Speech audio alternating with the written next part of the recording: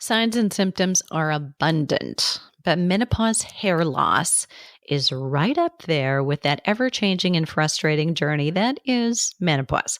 Whether for you it's thinning of hair, or it's receding hair, or it's a two for one.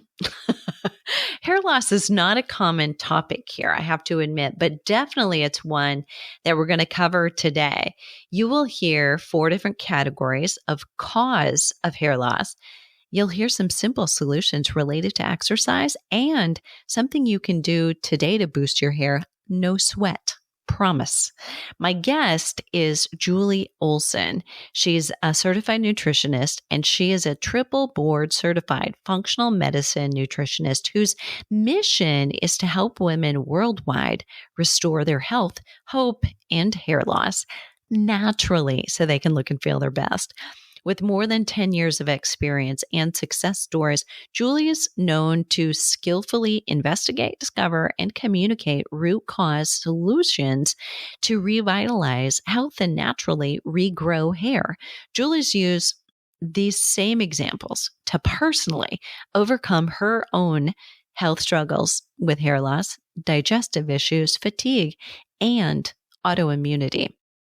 Look, I have to tell you, behind the scenes, that many of you know, this is like year 39 in fitness for me. And it was actually as early as 1987 that I was already doing private one-on-one sessions, coaching, before I actually knew coaching was a career. It was always a part of fitness and personal training.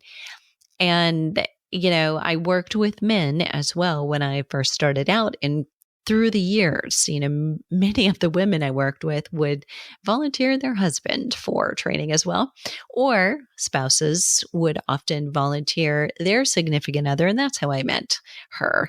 But regardless, many, many times as women working with me in midlife were doing our intake session, as you would, hair loss became often a question. It's often something written on, these are the signs and the symptoms that I'm experiencing. Is there anything that you can do with this? So I'm so glad to have this episode here that we can dive into and really support you with some new opportunities. And most of all, I think you're going to get from this some optimism.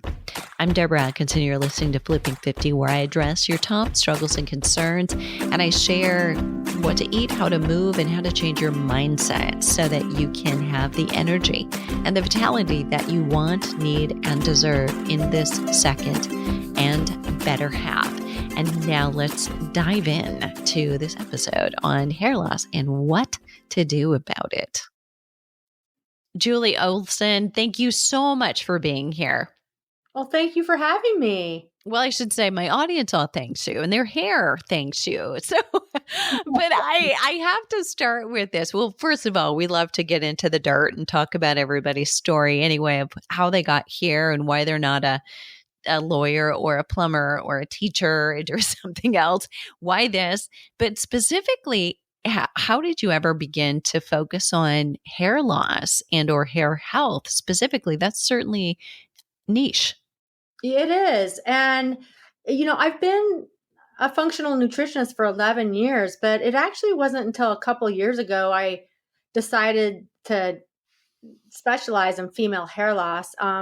And the reason being is before I got into this industry, I used to work in the media. I worked as a media research analyst for Warner Brothers. And when I was working there on the lot in Burbank, I got a call that my mother had stage 3 breast cancer and was going into emergency surgery the next day. So that was really the catalyst of everything changing for me. I left my dream job and moved back to my hometown of Denver, Colorado, to support her through her chemo, just the whole mess of it, and really started researching why she got so sick and realized I was putting blinders on my own health, which I think a lot of listeners can really relate to, because I just figured I was tired from a late night lifestyle, always on the go. And I really just ignored everything until my hair started falling out literally in clumps during that whole transition, in clumps. And I was working at a TV station in Denver at that time, and I would research the hair loss and so forth on my lunch breaks and after work. And finally, I just quit and went back to school to study nutrition, not medicine, but nutrition. And I mean, that's the catalyst. But I have to also share that when I went through this, I did see different practitioners, and they literally just dismissed me. They Mm. just said, "Oh, you're getting older. Oh, it's stress," or you can try some lifelong medications, but they're not guaranteed to work. There's nothing we can really do. Don't worry about it.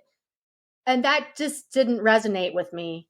And so I went back and I resolved my health issues, which were many. I was really a hot mess, and my hair grew back naturally. And I just want to give those resources and at least hope for people to make informed decisions about their health and hair, so they don't have to go through being told there's nothing they can do, and oh oh, get a wig. I got that too. You can get a wig.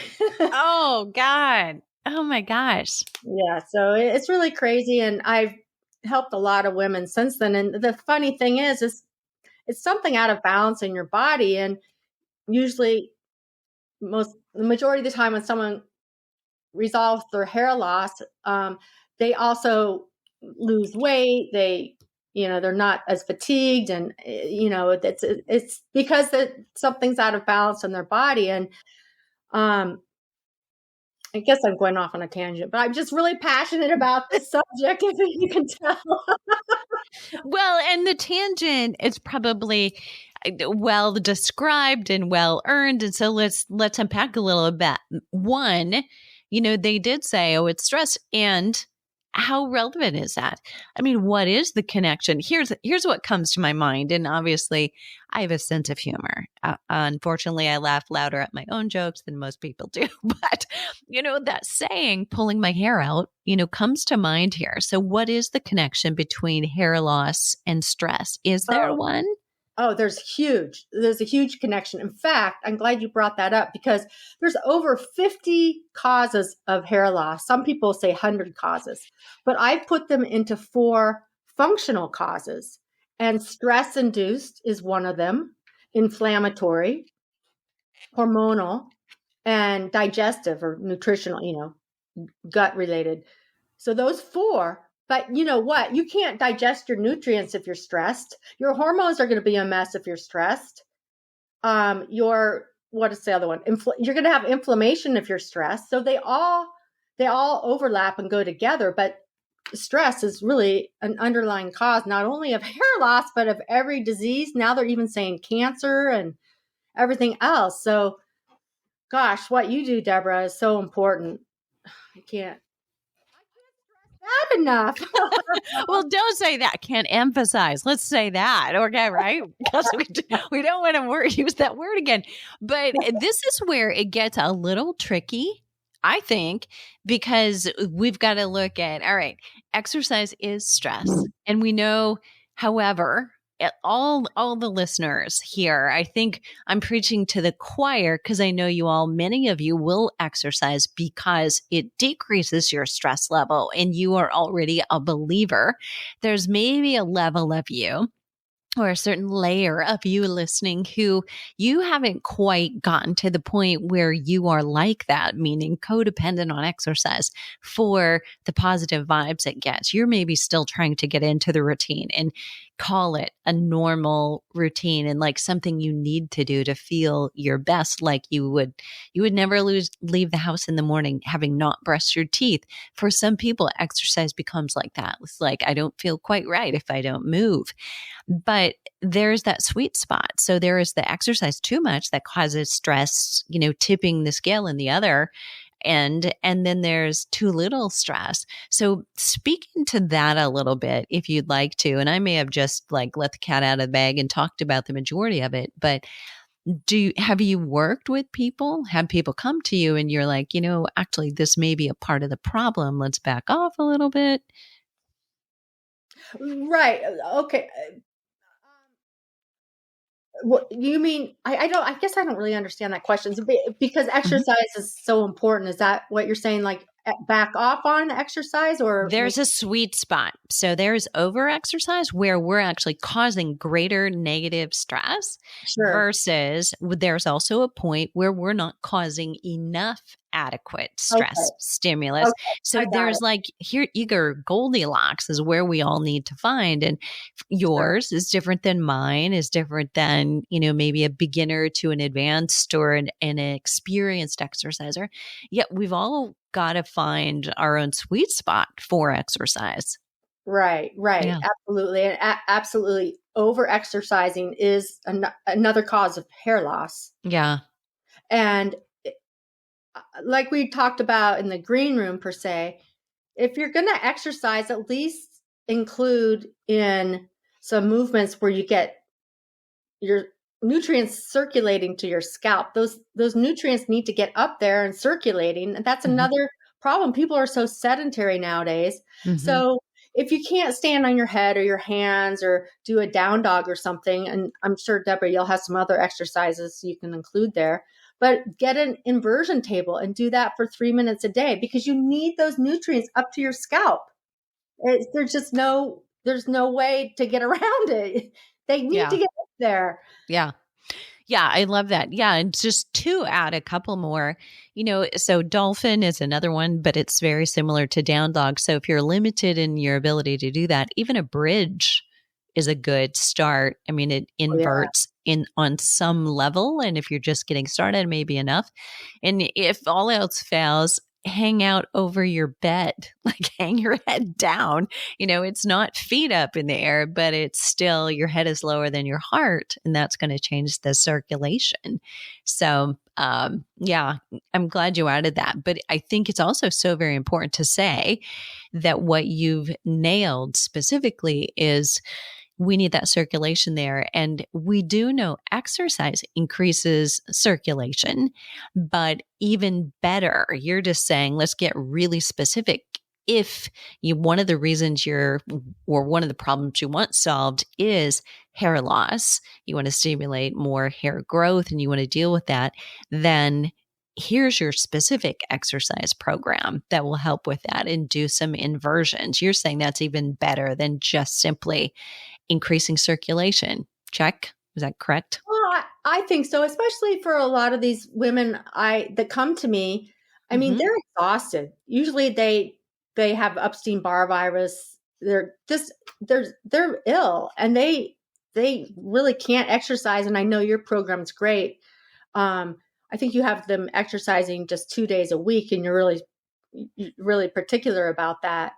Um, so if they get in a program like yours, that's great. But just the average, the average woman that is losing their hair, usually at at the beginning, they're just too exhausted because there's so many other things out of balance in their body that they can't even think about exercising or walking, or which, all those are great for circulation. But so that's why, at least I love your idea of putting the head over the bed. That just solves all the problems. Right. Right. Okay. So you kind of mentioned all the other problems. Like there's so much else going on. Like what else? And my mind first goes, and of course, you're the expert in this. How much a factor is micronutrient insufficiency in hair loss? Huge. It's Huge. huge. And like we were talking about before, you can't absorb your nutrients if you're stressed. Yeah. And you can't digest them. That's why I put the causes into four main categories. And but again, there's so much overlap back to stress, because you can't possibly digest and absorb your nutrients that you need when you're stressed, and also when you're really sick. your nutrients are going to first go to your vital organs to keep you alive. And your hair is not, I mean, it is a living organ. It's actually, I call it the forgotten organ. And this is something else really interesting, I think, for everyone to hear is it is called the forgotten organ, and people don't realize it has the third highest cellular turnover in the body. Some research says it has the highest turnover in the body. So, of course, it needs enormous amount of energy and nutrients. So our mitochondria needs to be optimal. We need to eat well, but again, you could be, and I get women like this, and I'm sure you do too. They have a really nice diet, but they're not absorbing their nutrients, or they're not absorbing, say, their protein or their healthy fats, because it usually goes back to the stress or some other things are out of balance in their body. Or like myself, part of my problem was I have celiac. And so I didn't know that at the time when this whole transition took place, when my hair was coming out in clumps, and I became anemic. And I was eating like crazy. I was eating well, and it becomes a vicious cycle per se. When you just don't get things lined up. And I'm also into functional testing, because instead of guessing, so I can test and see if they're absorbing their nutrients or not, to see if they have a problem with gluten, to see there's so many, a stool test, a organic acids test that also looks at different nutrient absorption markers and mold, and if you're methylating or not properly. I could even look on that test and see if someone's diabetic. It's really interesting. Do you want to pause there? I want to just take a second to interrupt. And I know that my audience hears that word a lot, but I want to make sure that it's perfectly clear. Everybody understands what is methylation. And if I'm not methylating well, I mean, and what would determine that for a woman? Is that genetic? It's been true her whole life, or does that change? It can be genetic, but it's very rare.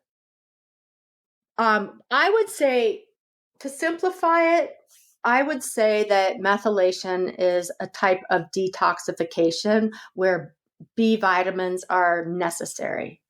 So maybe they're not taking B vitamins or not getting food with enough B vitamins, but it helps with that whole process. So that's why you hear someone needing methylfolate per se, if they're not methylating well. But I would simplify it for your audience that it's a way of detoxifying. So is it a way of breaking down foods that they're eating and or vitamins and minerals that they're consuming? Because we also hear about this in terms of methylating estrogen, so the way you're breaking those down. Yes, that's a big deal, because I mean, personally, my mother and sister had breast cancer, and yeah, they're not methylating properly. So they were keeping in that bad estrogen. We have good and bad estrogen, but if you're not methylating out the bad estrogen properly, then yeah, it's a slippery slope. And it's very complicated. And again, I would just answer the question that way. It's a type of detoxifying. It's not digesting per se, even though it needs some nutrients to do it properly. Okay. And you mentioned it's not necessarily genetic. So are you saying that a woman could go through a period of her life, she's been methylating just fine, but then suddenly maybe, and of course all of our listeners are beginning that roller coaster or have gone through that roller coaster, she reaches midlife and she's now not methylating. Is that what you're saying? It can happen for sure. And then you go back to stress. Got it. Related Yep.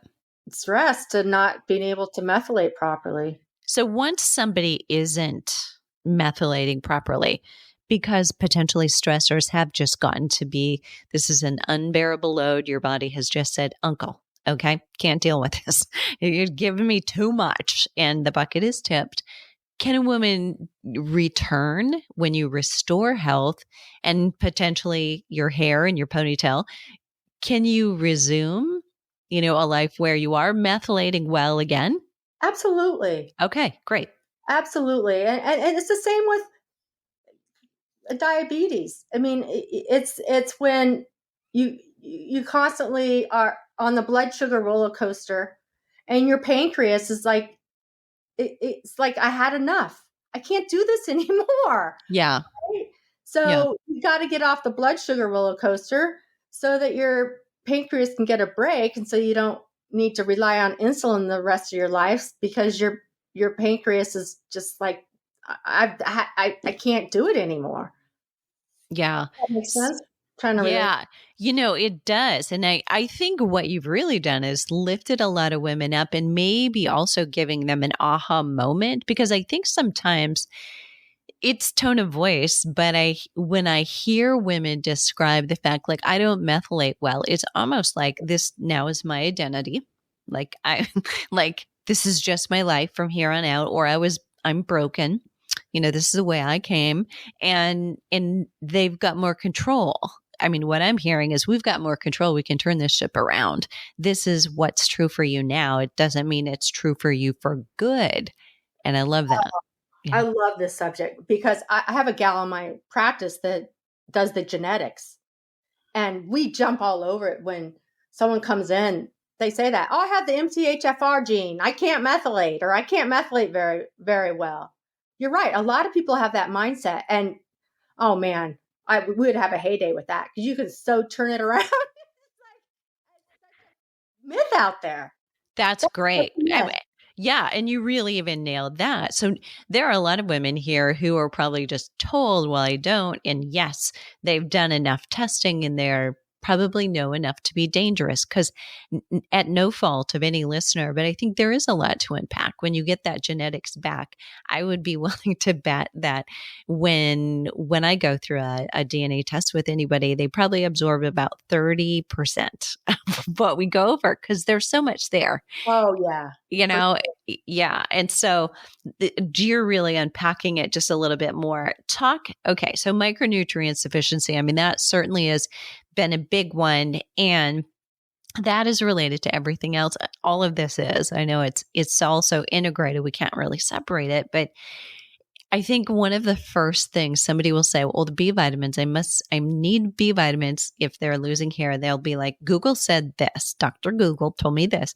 And then it's thyroid. Is like, is this a sign that my thyroid isn't working because I've got all this hair loss? Um, what's your answer to that? It very well could be. It could be both. Yeah. But it's, you know what? It goes back, a lot of it, to stress. Yeah. Why is your thyroid not working? Yeah. Why is it not working? And people think, oh, we could talk for hours about this, because it drives the other gal in my practice who does this. Her name's Selena. It drives us crazy when people come in and they think there's nothing they can do about it because their genes are this way. Okay, sure, you have a genetic predisposition.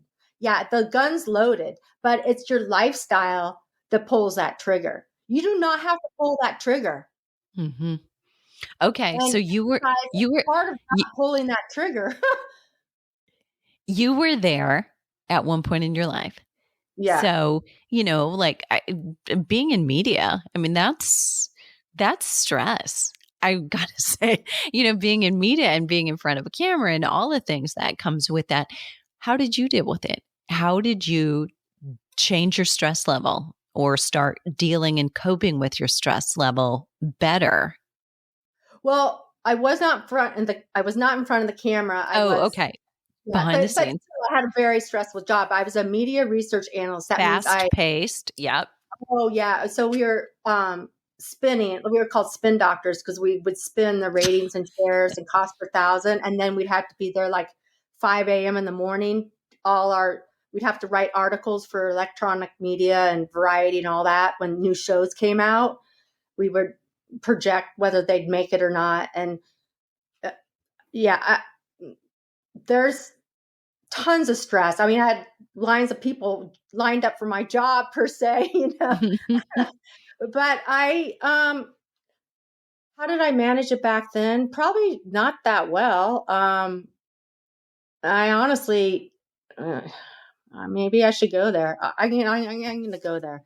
So I had a very light lifestyle, and uh, so So you're talking late night and up at 5. yeah, and You. like Yikes.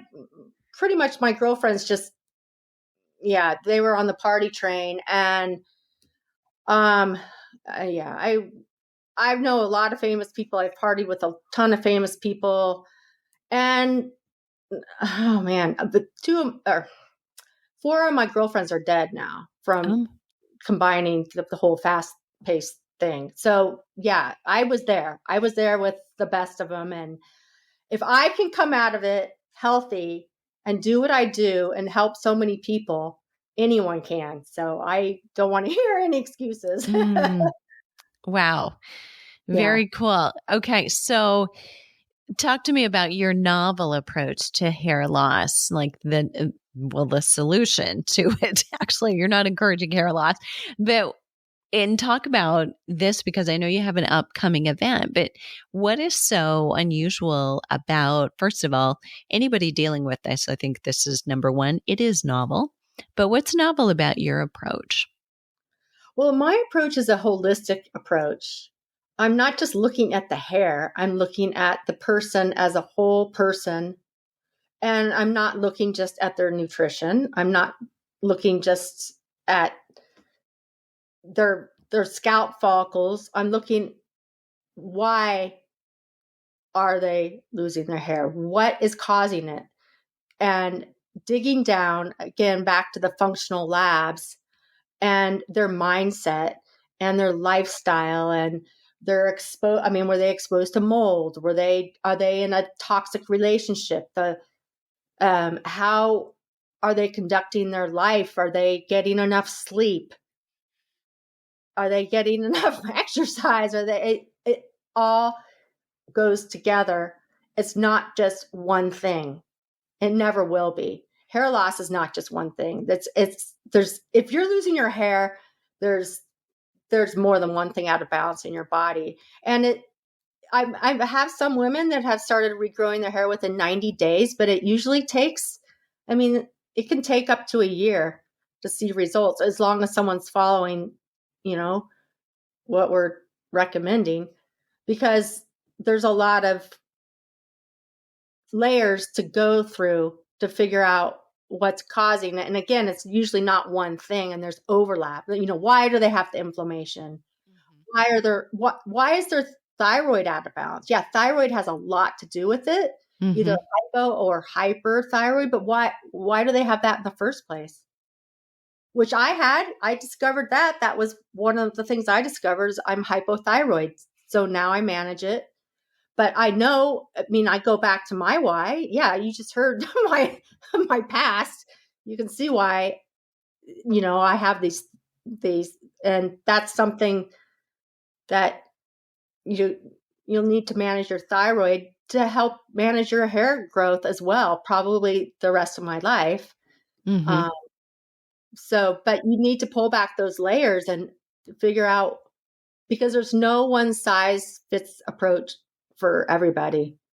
I love that. But we may have somebody on who is in her 60s or her 70s and potentially I think stress levels go up always, in 40s, 50s because it's a perfect storm. Let's just face it, because the hormonal changes already increase negative effects of cortisol. But Sure. then we're in this lovely sandwich generation thing where, we've got young people in our families still dependent on us, and we've got aging parents now also depending on us, and then we've got our own, we're in the hub of careers, and sometimes that also seems to be when relationships come to it's like, do I really want this, and are we are we still in the right place? And there's just so much going on. So what if a woman is listening and she's 10 or 20 years beyond the point where she experienced considerable hair loss, Is it too late to reverse some of that? No, it's not too late. It's only too late if she has scarring of the hair follicles. But you can usually see that. You know those shiny scalps you see? That's scarring of the hair follicles. That's really hard to reverse. But there is a way to reverse it. And it's I have a peer-reviewed published abstract. And I have 4 studies on there where they reversed their hair loss. They're told they'd never grow their hair back. 2 of them had universal alopecia universalis. That means they lost hair throughout their entire body. Yeah.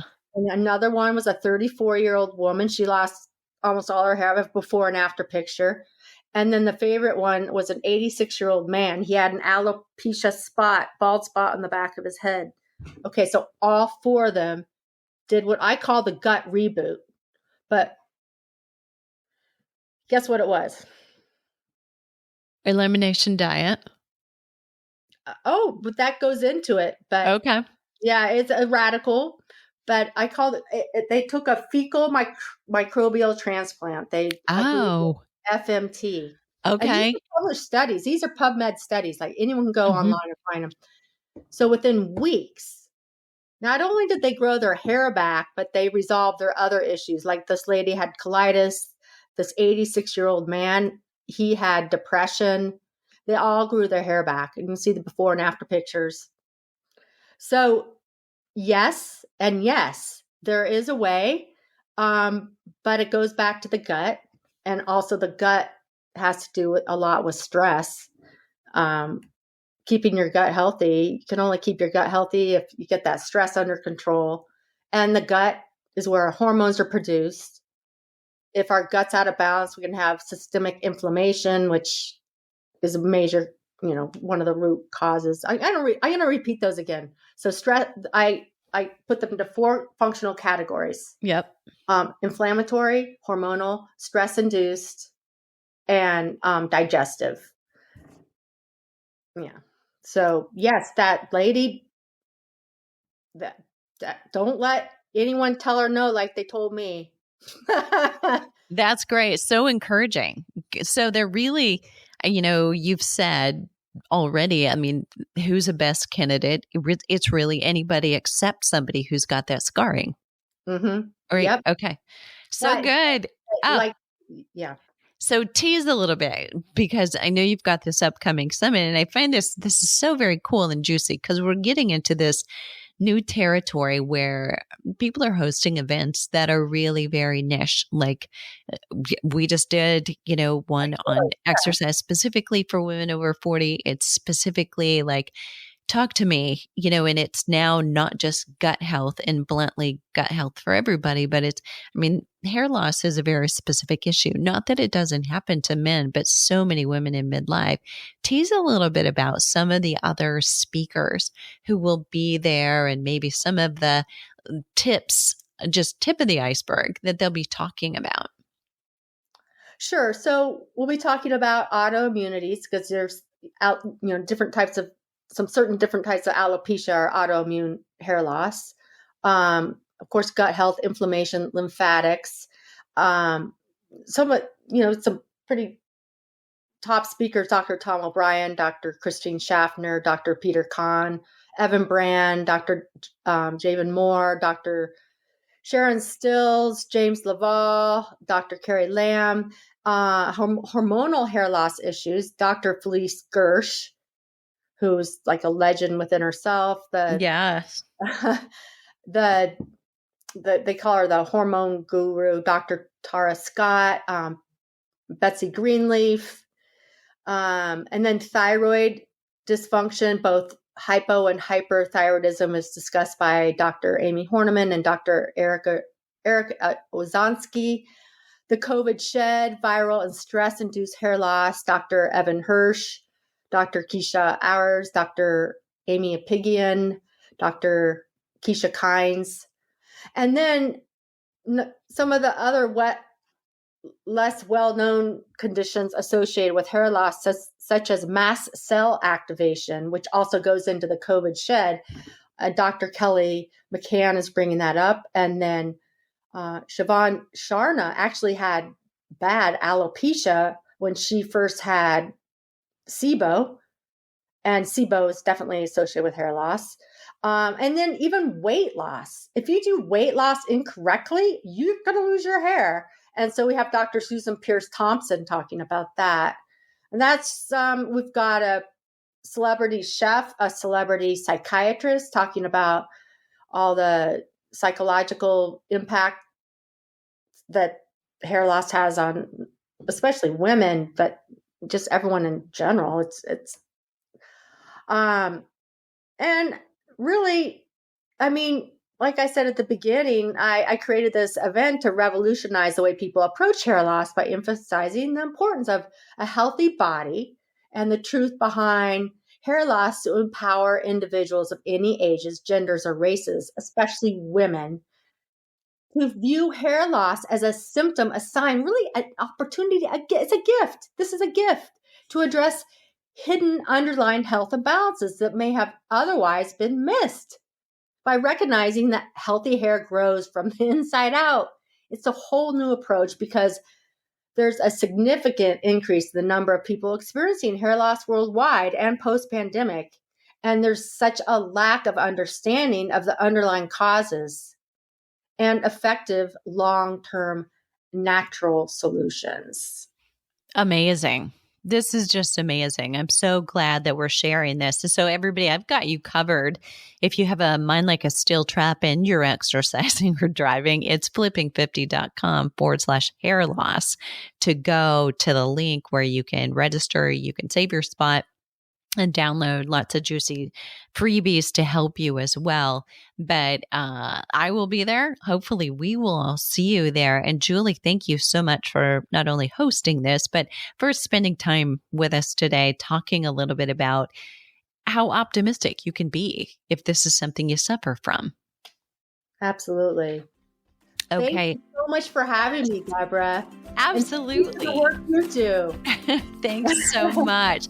Okay, everybody. So if you're game, what I want you to do is first come over here. So I want you to come to flipping50.com/hair loss. That's for today's show. And then we'll put in a link for you to register for the hair loss event. And that'll be just hair loss event in case you want both right now and double dip and you're not sure which is which. So I want to know that you're attending because I know from hearing from so many of you, this is actually something that under the hood, people will write in and I'm wondering what you can do for me. Here's what I'm experiencing. And the list of symptoms you tell me is fatigue and, I want to exercise, but I really can't. I don't have the energy. Then finding it a struggle to get through the day, digestive things going on, but also hair loss. And, here's your person. This, Julie's your person. So you want to go to the top and so excited to be there with you. So what are you waiting for? Let's start Flipping 50 together.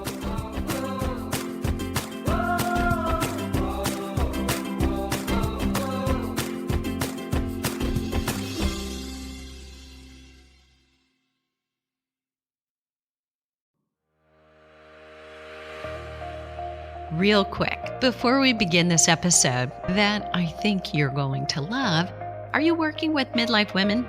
And are you one yourself? And you still struggle to define all the nuances of menopause fitness?